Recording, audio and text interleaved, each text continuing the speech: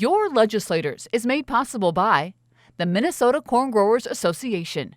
From developing best practices that help farmers better protect our natural resources to the latest innovations in corn-based plastics, Minnesota corn farmers are proud to invest in third-party research, leading to a more sustainable future for our local communities. Minnesota Farmers Union, standing for agriculture, working for farmers. On the web at mfu.org.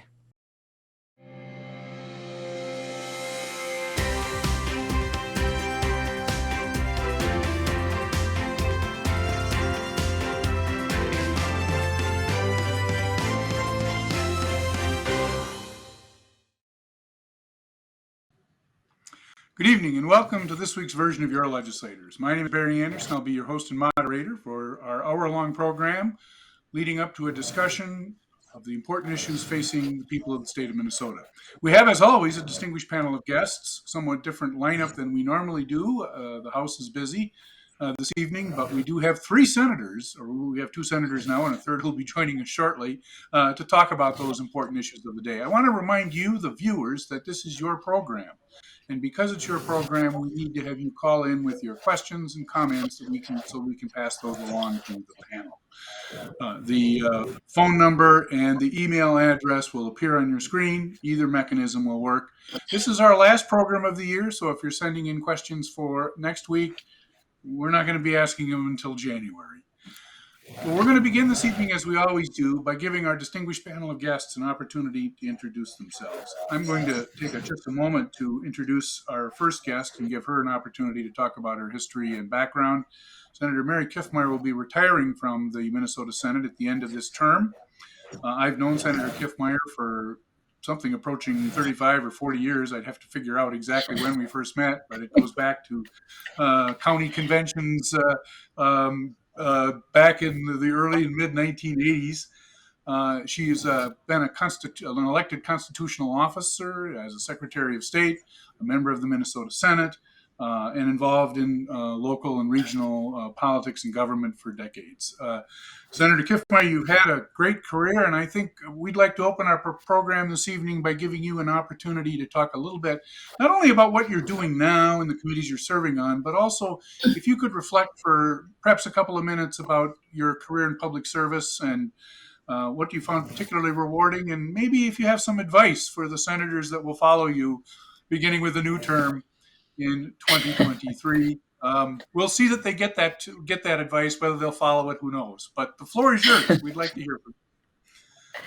Thank you so much, Barry. It's been a pleasure all the years that we have known each other. We've gone through many, many, many scenarios and circumstances and things that happened or don't happen. But it's always been great. You're consistent, cheerful, and very well-known and well-regarded attorney, and especially now as a Supreme Court Justice. Much appreciated. By the way, my uncle was a Supreme Court Justice in North Dakota. And my uncle had a big impact on my life because he actually cared about my future. And he'd say to me, well, what about your future? So a lot of those things kind of start and influence you when you're a young kid and do things like that.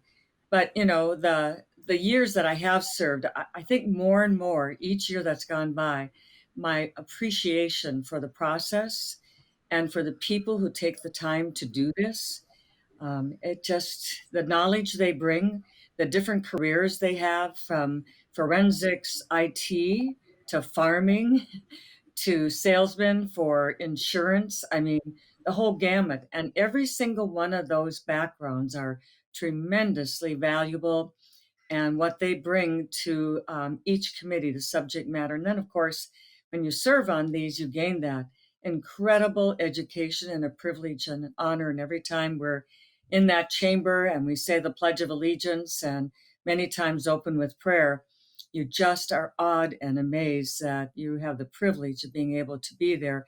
But we're also a steward. We don't own it. We're there for a time to take what has gone before and building on the good of past, continuing on from there and trying to do your mark of doing good for others in the future, that you can hand it over to them and they can take it from there. But it's just been a tremendous privilege and honor. And I would say my biggest bit of advice, and I've told this to many, do your homework, read your bills, come prepared to the committee, be in the committee full time, listen, pay attention, ask questions, be thoughtful, that sort of thing. It's like, well, let's see. I think we were told to do our homework quite a number of years ago, and here we are still doing homework. But a lot of the people would say, the success and some of the things of getting done. I said, I just do my homework. I come prepared, work really hard, and then say a little prayer along the way too, because sometimes it looks pretty tight and pretty not so good. But great privilege just to be able to be there and do the work. Very good. Senator Kiffmeyer, maybe you could just tell us briefly the committees you're serving on in this term, and then we'll move on to Senator Osmek and introduce him to our viewers. Sure. I live in Big Lake, Minnesota. My district number right now is Senate District 30. So it's Big Lake and Elk River, Otsego, Albertville, St. Michael, Hanover, and 16 homes in Dayton. And so it's a district that has a lot of transportation in it. Really active school districts, graduation rate on a 4-year rate in the high 90s. So they very proud of my district. I think all of us are. I think every single senator, when you talk to them about their district and their constituents, we all have that. So I chair state government policy, finance and elections. I also serve on the major finance committee, transportation, finance and policy, judiciary, finance and policy. And then I also on the ethics committee and office of the legislative auditor, the legislative audit commission, which I've chaired, been on my entire 12 years in the legislature. And, just a number of work groups, childcare work group, childcare support work group, you name it. Over a period of time, as I'm sure other senators will know, you get to generally get called into duty for a variety of those. But those are the major committees and the work that I do. And right now, this year, we have a conference committee that I chair. And so we're working very hard, doing well, got many policy provisions.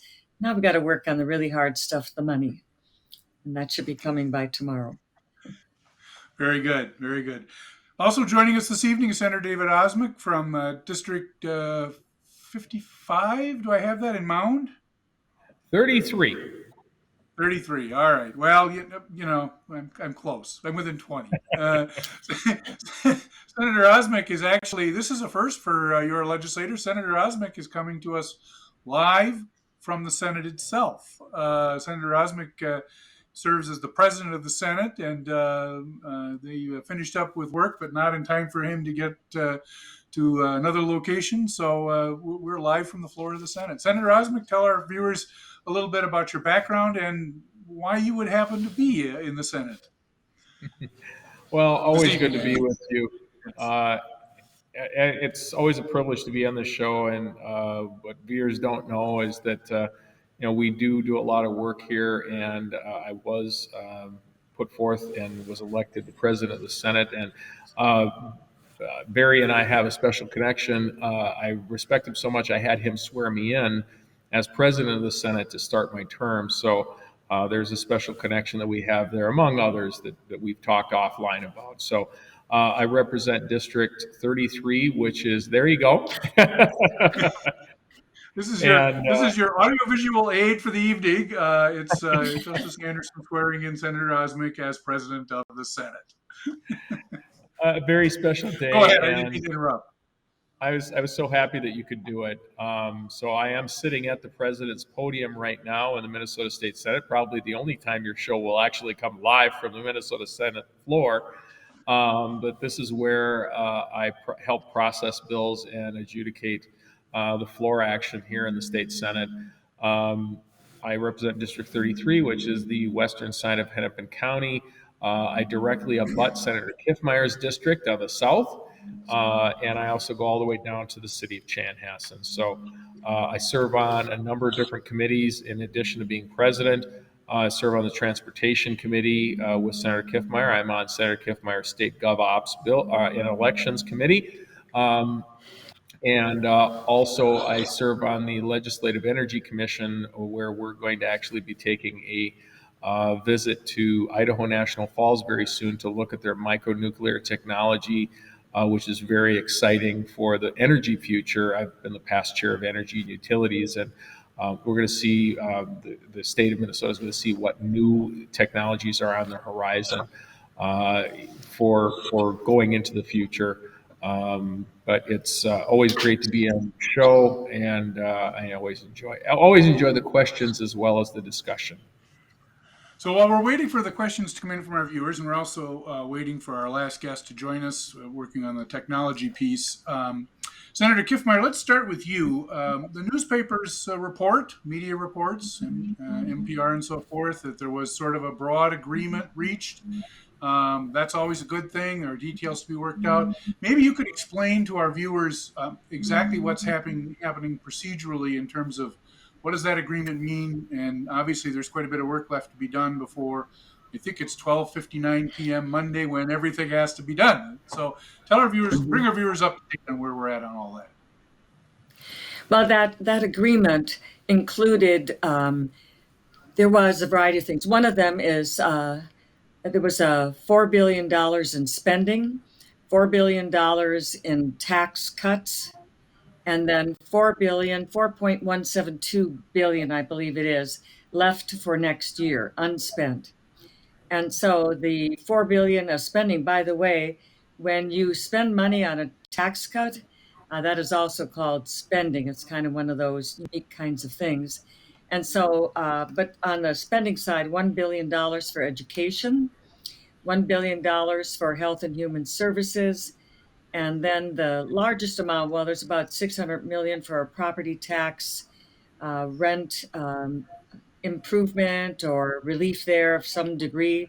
Don't know all the details yet. And then also a tax cut. So right now, the tax bill is the one that is closest to agreement. And in that particular bill, there would be permanent, ongoing tax relief. And it would include several things. One of them, which has been worked on and wanted for a very long time, is full elimination of the tax on Social Security income. That's a really big deal all over the state of Minnesota. So that's one really, really big part of that. Then there would also be a tax cut of the first tier, and that isn't all. And when I'm saying they're close, it's the old adage, close still isn't done, but I'm reporting where it's at this time. And so we have that. There's some property tax relief. And then I think that those areas, there's some other smaller pieces of it as well. So they're working on that right now. And the education one, proposal from the Senate, by the way, is literacy, minimum of $50 million for literacy. I want people know 40% of our kids in public school cannot read at grade level. And if you can't read at grade level, you are greatly hampered in being able to be successful in life, not just in school. Senator Chamberlain, this has been chair of the Education Committee, big thing. So to be able to have literacy money where we help teachers teach better, learn more tools, more focus, more staff time, more help for them in regards to literacy. And the other thing is it's called the cross subsidy. And that is where the requirements for students that need extra help, it's supposed to be covered by funding from the federal government and the state government, but they're taking from their other general fund. And so that's called cross subsidy. So a very, very large amount of that $1 billion would be for that. That's the Senate proposal. There's no agreement on that yet. And I don't know how close they are because at this stage of the thing, even an hour or 2 hours. And I would say that's mainly it on kind of that spending side. But the other thing is big issue for us is the police. If you can't be safe in your home or in your car or on the streets, it's hard to have a strong economy. And you got to have law enforcement. You've got to have our police, sheriffs. They got to be on the street. They got to be active. They got to be working. They got to be empowered. And so that's a big part of that. And right now in the conference committee, the Democrats lead said law enforcement, anything to do with that is off the table. He doesn't want to talk about that. So we're hoping to bring them along, though, because that's just a very, very totally key component of what we have to have in public safety. The other piece of that spending in health and human services has to do with nursing homes and people with disabilities. They are in a very extremely tight budget. Their wages are set. and it's insufficient, and it's putting at risk nursing homes. About 40 of them might be closing in rural Minnesota unless they get some money out of this Health and Human Services budget. That's really, really important. Also, people with disabilities. That's kind of a big picture for the. When you think of it, what I'm talking about here is $8 billion of money. I said so quickly as I went shopping one time in Walmart after all this budget work, and I saw the 1.69, and I realized that's $1.69 because you start working millions and billions. But it's important because it represents people, the people of Minnesota and the needs that they have. That's what's really this is about. Senator Osmek, of course, as president of the Senate, you are, watching this unfold. Maybe you could give us your perspective on the agreement and some of the issues that you think are still outstanding, and any other observations you might want to share with us. Well, I serve on the, strangely enough, I serve on the Judiciary Conference Committee, and we've been listening to a lot of the advocates for any number of public safety and judiciary issues. One of the big issues on the Judiciary Conference Committee is making sure that, and strangely enough, making sure that judges and our judicial branch is properly funded. It's not to say that they aren't, but it's making sure that they do keep up with inflation. One of the additional items that we're looking at too in the conference committee is making sure that we're investing public funds into programs that work, not into programs that are nice to haves. And what I mean by that is things that are referred to as criminal or violence disruptors. These are not certified individuals. They are not people that have been trained in public safety. And as far as I'm concerned, that's not a wise investment because you're not investing it in people that understand how to work the public safety realm and make sure that we do actually spend money in the proper way. Right now, the Senate on Monday provided a global agreement that met the requirements of our leadership. The House and Senate leadership determined how much extra money we could spend beyond our current biennium. I mean, right now, all branches, all functions are funded. This would be new money or additional money for single-time opportunities, such as cybersecurity, such as individual projects that may have some worthiness. The Senate provided a global offer in the afternoon on Monday, and unfortunately, our friends in the House are unable to put together a package, and that's unfortunate that we may get out of this session without having additional support for our law enforcement officers and for public safety in Minnesota because the House is unable to perform their function and be able to live within the budget constraints that we have under the agreement of both the House and Senate leadership. So I'm hoping we can get out of this. I also am working, I was on transportation, and I'm hoping we can get our auto sales tax fully funded into transportation as opposed to only a portion of it.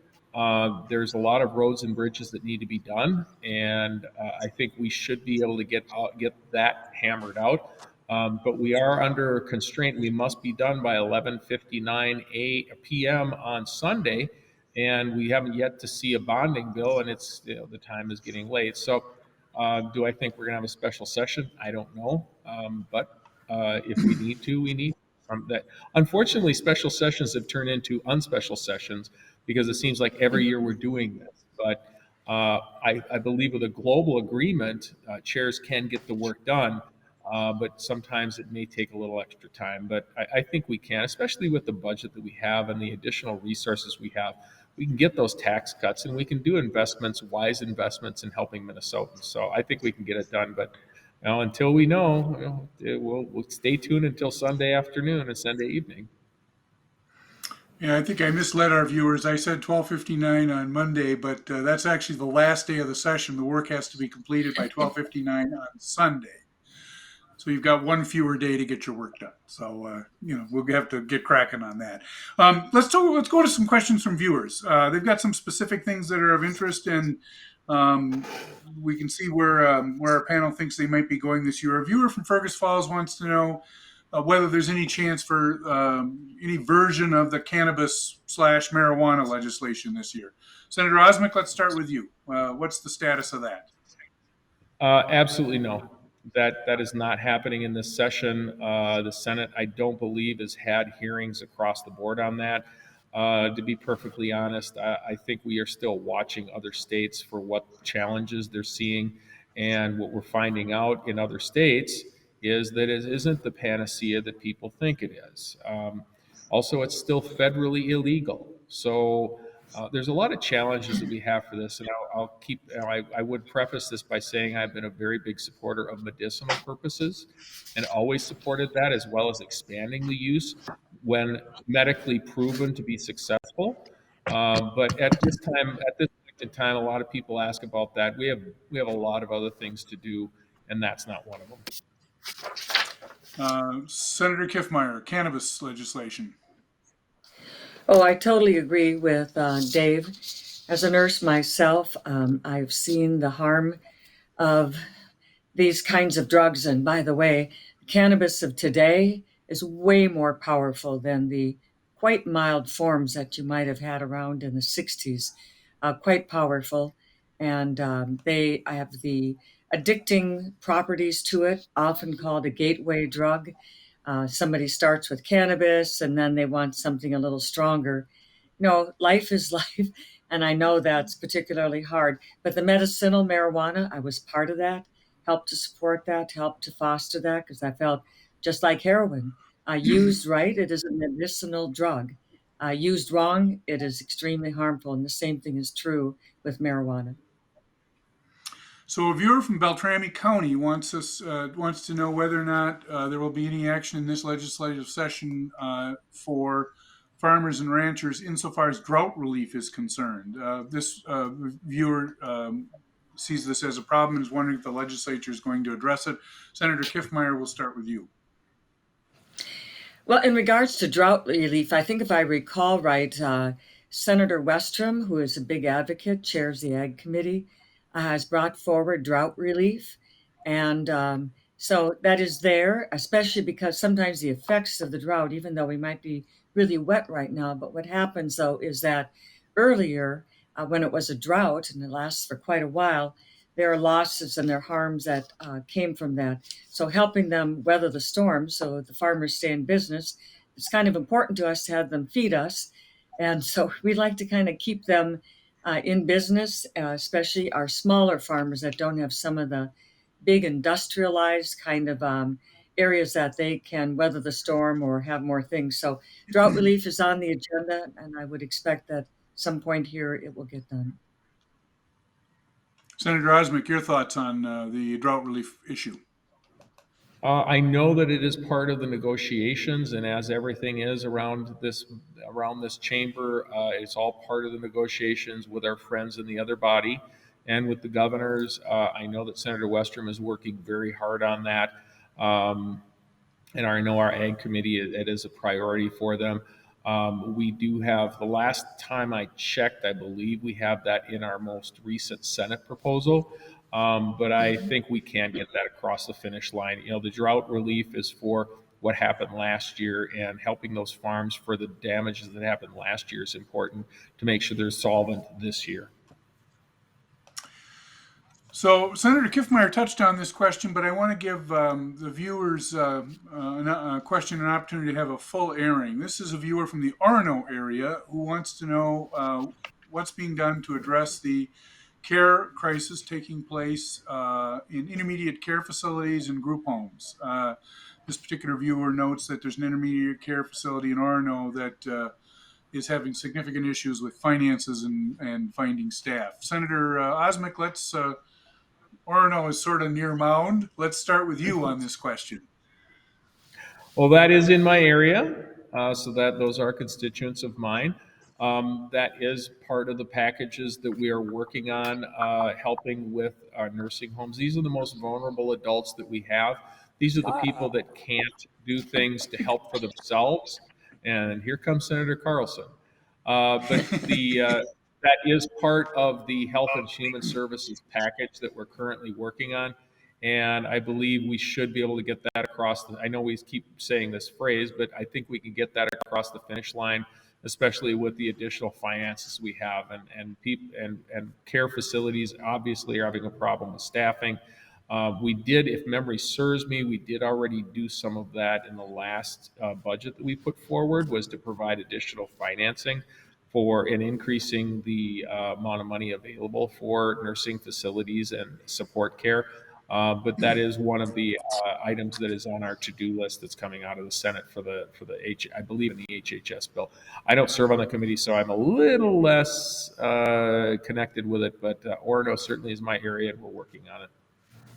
Senator Kiffmeyer, I know you talked about it already, but maybe give us another brief comment or two on the staffing in ICF facilities and group homes. Right. What we need to understand is that the state of Minnesota sets the payment rates. And so when they want to raise the salaries to be competitive, so right now, because the salaries, even in McDonald's or fast food service, everywhere you pretty much, wages are going up. I don't know that it's keeping up with inflation. That's extremely difficult to do. Right now, it is outpacing, inflation is outpacing even the wage increases, which is really too bad. But in the nursing homes, intermediate care facilities, group homes, places like that, those rates are set by the state of Minnesota. So they have a cap of what they can do. So when we raise it, that gives them the ability to raise the salaries and be competitive. It's hard work. I worked my way through nursing school and actually all through high school. I worked in the kitchen as a dietary aide. I did cleaning. I did nursing assistant work. And later on went to nursing school and paid my way through nursing school by working at a nursing home. It's a great place to be, very satisfying work, but it is hard work. And so we really appreciate those who do serve in that area. But when these payment rates are capitated by the state of Minnesota, it makes it very hard for them to get the wages that they really deserve. And that's in the HHS bill, and Senator Abler sharing that for the Senate. I've never seen anybody with more compassion and more heart for meeting the needs of these people. And as he calls this is the critically needy. There are the wants and even sometimes some needs, but these are critically needy situation, and he's fighting for them very, very hard, and we hope he will be successful. I want to take this opportunity to welcome Senator Jim Carlson from District 51 in Eagan joining us. We've had our share of technology problems over the course of the last few months, Senator Carlson, so you are not unique in your struggle, but we're delighted that you have prevailed and joined us this evening. Senator Carlson is a frequent guest on our program. He's a friend of the program. Senator Carlson and I earlier indicated that Senator Kiffmeyer and I go back several decades. Senator Carlson and I also go back quite a length of time. And in fact, at the risk of revealing a family secret, his daughter clerked for the Minnesota Supreme Court many years ago, and had an opportunity to get to know Senator Carlson in that context as well. We're delighted you could join us this evening. I want to give you the same opportunity I gave Senator Kiffmeyer and Senator Osmek to introduce yourself to our viewers, and then I'll shoot a couple of questions at you, giving you an opportunity to get caught up and fill in any gaps that Senators Osmek and Kiffmeyer might have left in answering those questions. So tell our viewers a little bit about yourself, the committees you serve on, things of that sort. Okay, well, I'm the only one here that is on the phone because my computer could not get through the firewall for some reason. And so I'm glad that I'm finally able to get to you and be on the program. I'm Jim Carlson, and I represent, for the time being, Senate District 51, which includes Burnsville and Eagan, but soon I will be representing Senate District 52 that has an additional couple of towns in it, Mendota Heights, Mendota, and a tiny bit of Lilydale. So I go up north, and I've lost a little bit of Eagan and a little bit of Burnsville. So got an additional school district and at least 3 additional city councils.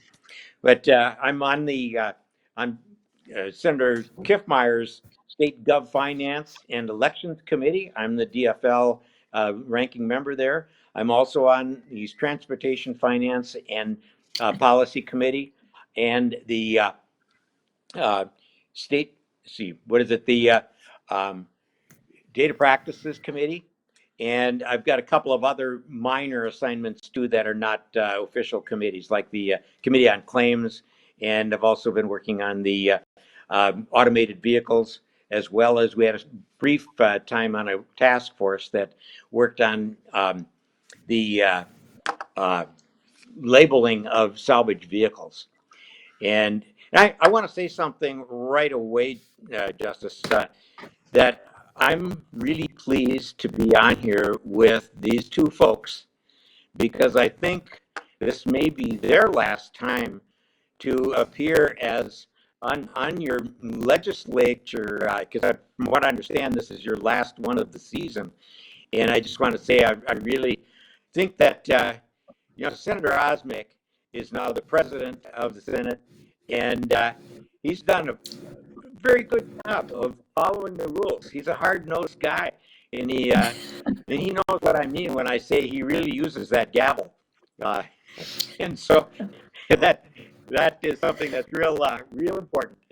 Then Senator Kiffmeyer, worked with Senator Kiffmeyer, been on her committee for quite some time, and she is just the absolute best as far as also following the rules, starting on time, and she's the person that I will miss about this time every year, because she brings in the cinnamon honey butter and her bread, and she's also fed me apples and things like that. So we always don't always see eye to eye, but it's a good working relationship, and it is a good Senate, and we did get a lot done already. And I think I'm hoping that they did tell you that we are going to finish on time. And I think that's going to be one of our biggest accomplishments this year. Yeah, I know. Well, we don't give ourselves an out right away. Yeah. So, Senator Carlson, I'm going to ask you. We did go through sort of the general agreement, which I think has been covered in the papers about what's been agreed here and so forth. And then I gave both of your colleagues an opportunity to talk a little bit about places that they thought might be sticking points or issues that they were concerned with. And I want to give you the same opportunity. Are there particular issues that you'd like to see addressed in a particular way that you'd like to see those addressed? And then we'll get back to some questions from viewers. So I'm going to give you an opportunity to do that. Well, I think Senator Kiffmeyer probably gave you a fairly good response on our committee, which I think is done pretty well. I'm not on the conference committee, but I do get reports on that every day. So I think we're getting close. From what I understand, there's just some minor policy issues that are left, and there's been a financial offer made from the House. So I'm pretty optimistic about our committee's output. Some of the others are not so good. We have a major problem with public safety. There's not a lot of agreement between the House and Senate, and that's going to go a little bit longer. And like a lot of things that happen at this time of the year, they tend to get kicked upstairs.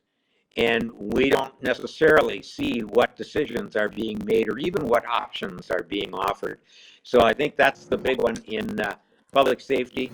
There's some minor ones in health and human services that I hear about, but I think we're on the road to getting things done.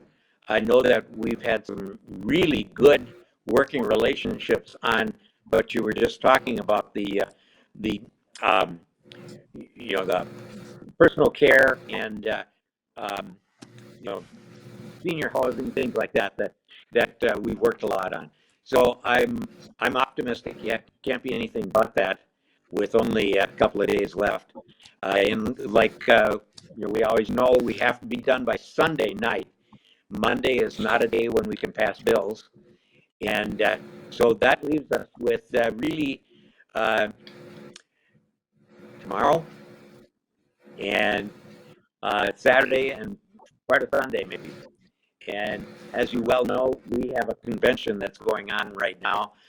So many of us on the PFL side have had to forego going to our convention. So that's what you were asking for. Yep, this is very helpful and I appreciate that, Senator Carlson. So we have a question from a viewer. We're kind of running through some issues that we've had over the course of the program, and this is a question that has come up, and the question has to do with whether or not the sports gambling bill will that see any action. Senator Kiffmeyer, let's go to you first. Anything happening on that? Your projection, if any. Oh my, what an interesting subject. I am not a supporter of expanding gambling and especially not sports gambling. I shared in Finance Committee today where I voted against it, though it did pass, that the Bill Bradley, Basketball Hall of Famer, absolutely opposed to it. The harm it does, and especially to the kids, it creates a culture of a focus that is more on the bets and the things that are going to come there instead of the skills and the quality and the team members and so on. It just totally changes the whole focus of the game, the advertising of it, and then also a law professor as well was speaking against it as well. Just culturally extremely negative, and especially for the kids. And so for me, I just cannot support something that comes with that kind of impact to our children. I just do not see it. I know the adults enjoy it, but it's one thing with gambling when you go into a bar or you go into the Legion, you go in some of those places and you do some of those. You go into this place and you do this. You have even the casinos are out there. But the big thing that really affects the kids so much is it brings it right into the home, right on their smartphones. As we all know, kids today so much are on their phones anyway. And the thought that the age is 21 and you're going to somehow keep this away from them. And then the other problem gambling, they're going to put some money in problem gambling, which is why would you do something that already has a known problem? So it's really an issue for me that it passed out of committee. It's passed in the House already. In the House, it is 100% tribes. And I think that to me is a real problem. We have a in perpetuity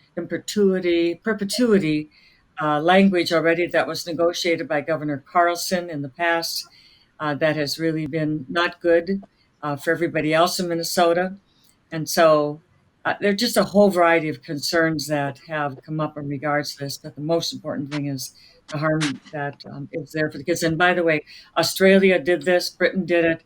They have a longer term run at it.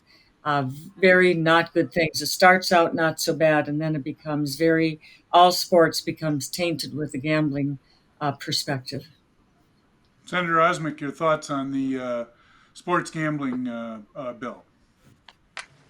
I don't necessarily have a problem with it. This is one where Republicans can disagree.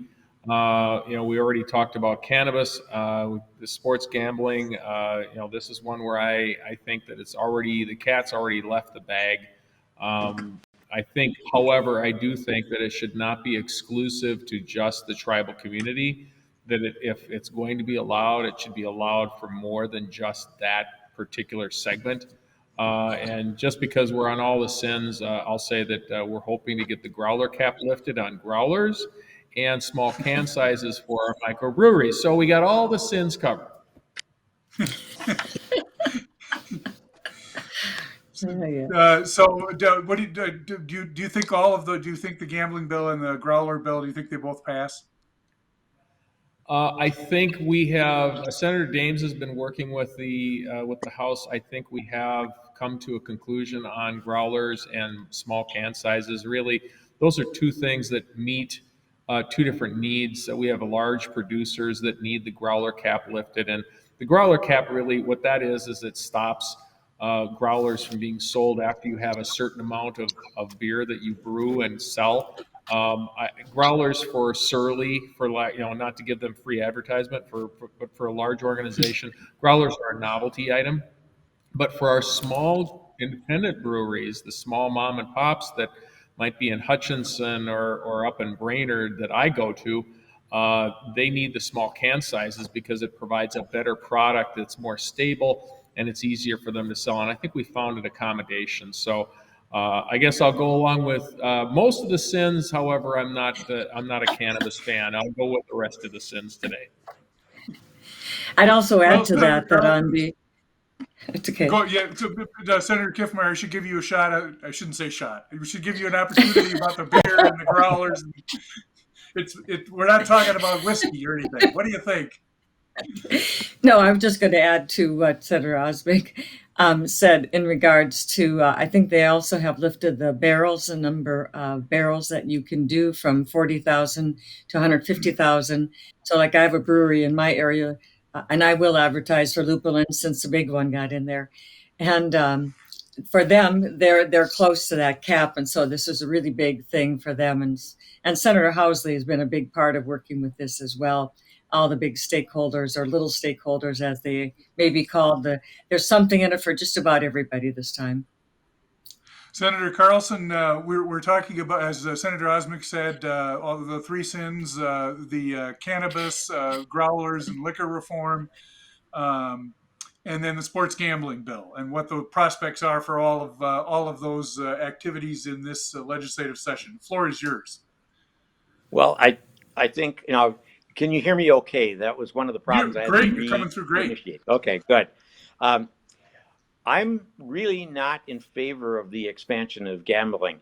One of the things that in our interaction between the people on our side of the aisle, they're saying that this is a massive expansion of gambling. And one of the things that I think I've gotten sensitive to all of the issues that cities and State Auditor Rebecca Otto taught me about that a lot of the audits that she was doing of cities is embezzlement, where people have gotten into gambling so much, and they have been, they needed treatment for gambling. And that's a problem that I was sensitive to, because I had a brother-in-law that had the same thing, and he passed away, and there was a lot of pressure for his wife to make good on his gambling debts, which, this legalized gambling is not going to be the same as that, except that a lot of people just can't help themselves. So it's a very habit-forming issue, and the expansion of it. There's an issue that I just heard about today, and that is where the benefits come from that gambling, and it's turned over to the charitable, not charities, but charitable gambling funds. And there's a lot of a lot of tiers in that whole issue. And so I guess I'd want to understand it a little bit better. I don't think we had it really heard very carefully, and it should. I think Senator Kiffmeyer was looking at it as well to come through her committee, and it should come through the Criminal Justice Committee as well. So I think that I can be convinced, but I don't think I am convinced as yet. On growlers, I have had a complete turnaround there, and that is that when we were looking at Sunday alcohol, I was opposed to it. And the reason I was opposed to it was every one of the liquor stores in my district said they did not like it. They wanted me to vote against it. And so I did several times. But I told them it's coming. It's coming. So you're going to have to figure out a way to live with it. And one by one, I think they did. Either that, or some of them went out of business, in fact. But the MGM that is closest to me, the owner there said, "Yeah, go ahead, Jim. We'll make good on it. We'll figure it out." So that's what changed me. But now we're looking at other alcohol issues, and I'm looking at the the freedom for us to do business in any way we want. And I tend to think that I don't really want to let prohibition rules dictate what we do with alcohol these days. So as far as the limitations, I think we can scratch a lot of those, and we can let people compete. My MGM owner has told me about that. He showed me all of the beers that he is now stocking, and he told me about the beers that he can't stock. And I think that he should be able to stock anything that can be on sale. And we did have another bill that came through that was restricting the ability for the distributors to, I shouldn't say ability, it was something that mandated distributors selling any spirit products to all comers the same way. And I had a lot of the restaurants in my area that were strongly opposed to having that grip on private labels, or just not being able to buy the products that others could buy. So I'm open on, let's make sure that the playing field is level, and let's go ahead and allow alcohol to be sold the way it is in Wisconsin, the way it is in many other states. They don't have these kinds of restrictions. And in fact, I think the next thing that we'll probably work on is some of the fees that we charge the distilleries and the breweries, because I know that breweries can brew in Minnesota and ship their product to Wisconsin and have it canned over there and then bring it back.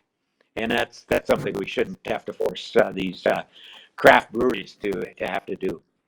And now, what was the third one? Did we So, and get then the that? last question was, what do you think the prospects are for any cannabis legislation in this legislative session? In this Marijuana. legislation, I don't think it's going to happen. I have supported decriminalization for a long time. I've supported medicinal use for a long time. I stood with long ago with Senator Steve Murphy from Red Wing when his father was very ill, and his father was getting some, let's say, maybe a supply from somewhere, and was keeping his cancer pain at bay. I have another friend who told me, and he's alive today. He said he wouldn't be alive unless he had cannabis, so that it would suppress his gag reflex, so he could eat. He had throat cancer, and what we're seeing is a lot of medicinal benefits, and I don't think that it's any different than some of the products that are coming out of opiates. So I But you think don't if they're think that sold correctly the legalization of cannabis is going to pass in this session? in this session, no, I don't think so. No, I think, I guess we'd probably have to ask the other side on the program here, because I think there's a pretty good majority of the Democrats that would vote for it, but we have some problems with having a passing number. So no, I don't think it's going to pass.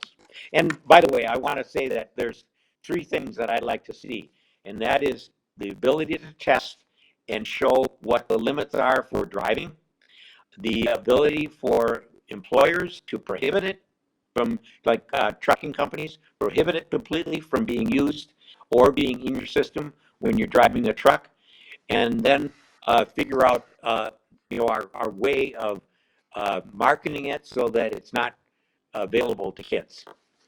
So those three things are pretty important to me. So we have a question from a viewer who wants to talk about mental health issues. And this is actually a question particularly with respect to young people. We've had several questions about this over the course of the last several programs, in fact, going all the way back to the start of our program in January. Let's start with Senator Kiffmeyer. What are we likely to see? What have we seen in this session dealing with mental health issues, particularly for children? Yeah, that can be a part of both Health and Human Services, or it could be a part of the K-12 bill as well. I've also seen it show up because it's on the minds of legislators, so it tends to come up in a variety of ways.